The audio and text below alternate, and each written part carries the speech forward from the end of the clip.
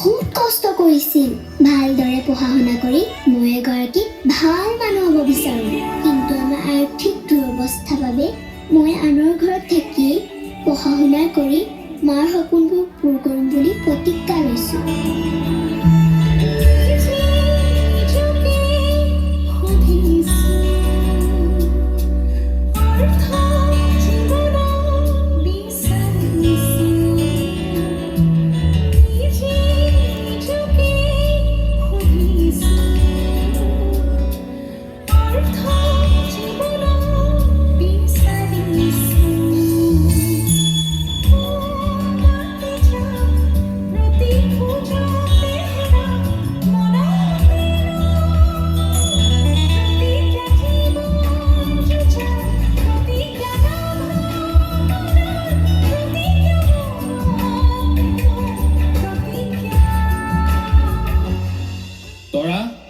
সোনকালে বাচনবোৰ আৰু বাথৰুমত থকা কাপোৰখিনি ধুই আন।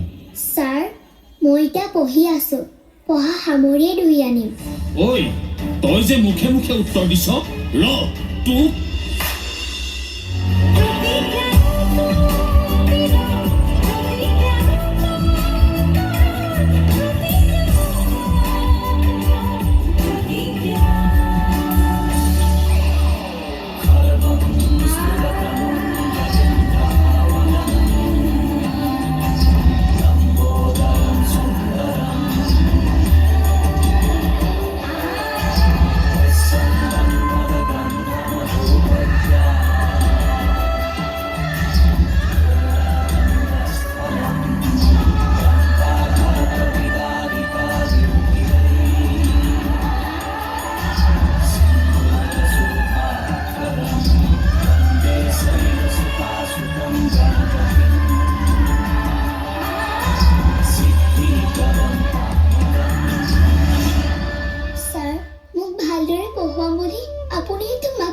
আহিছিলে, কিন্তু প্ৰতিদিনে পঢ়াৰ সলনি ঘৰৰ কাম কৰোৱাই মোক অত্যাচাৰ কৰি থাকে।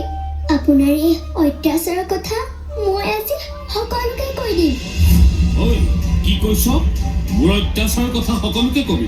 ৰ, তাৰ আগতে মই তোৰ আজি ব্যৱস্থা কৰিম। তোৰ মুখত এচিড ঢালি সমাজত মুখ উলিয়াব নোৱাৰে কৰি দিম।